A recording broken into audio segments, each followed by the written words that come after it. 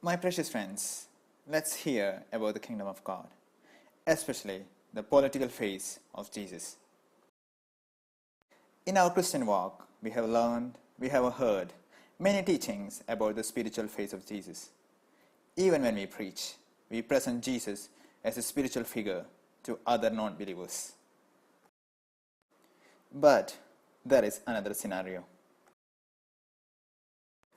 Especially from Abraham, Jewish people were expecting a Messiah who is going to establish an earthly kingdom by changing the social, political, economical, and spiritual status of Israel and the whole world.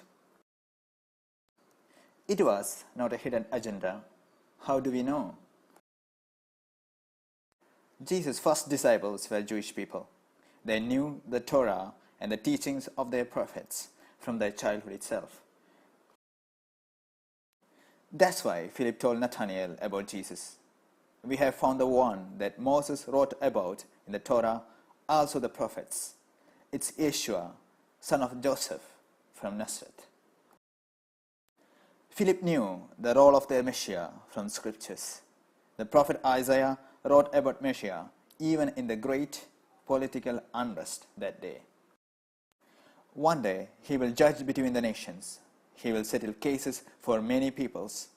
Nations will not take up sword against other nations, and they will no longer learn war. I, the Lord, promise that a new time will certainly come when I will raise up a descendant of David to rule over them with wisdom and understanding, and he will do just and right in the land. See here, it is about the land. When Messiah rules, there won't be poverty and lack of necessary physical things. They will come and shout for joy on Mount Zion. They will be radiant with joy over the good things the Lord provides. The grain, the fresh wine, the olive oil, the young sheep and cows. They will be like well-watered garden and will not grow faint or weary anymore. See, amazing time it would be when Jesus rules the earth. That time, diseases and illness won't be there. Deaf will be able to hear, blind will be able to see. No resident of Zion will say, I am ill. Amazing prophet Daniel, in the days of those kings, the God of heaven will establish a kingdom that will never be destroyed, and that kingdom will not pass into the hands of another people. Daniel wrote, I kept watching the night visions when I saw coming with the clouds of heaven someone like a son of man. Would it be amazing that Jesus wrote the same sentence while he was infant of the elders? You will see the Son of Man sitting at the right hand of the Most High and coming on the clouds of heaven. Daniel wrote about the role of the Son of Man.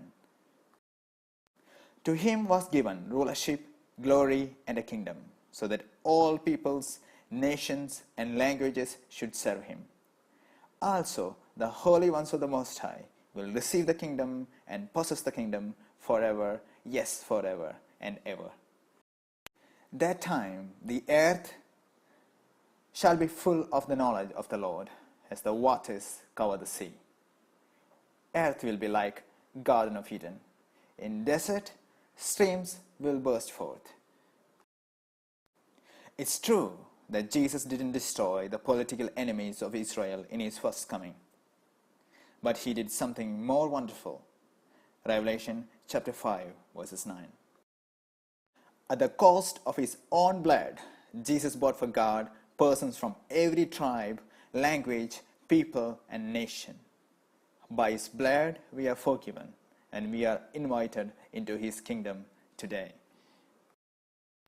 Today, our dying world needs to hear about Jesus' second coming, a king who is going to restore the social, economical, political, and spiritual prosperity of people. By studying this truth, we can also say we have found Messiah from the writings of Moses and prophets, because the truth shall set us free today. Created using Powtoon.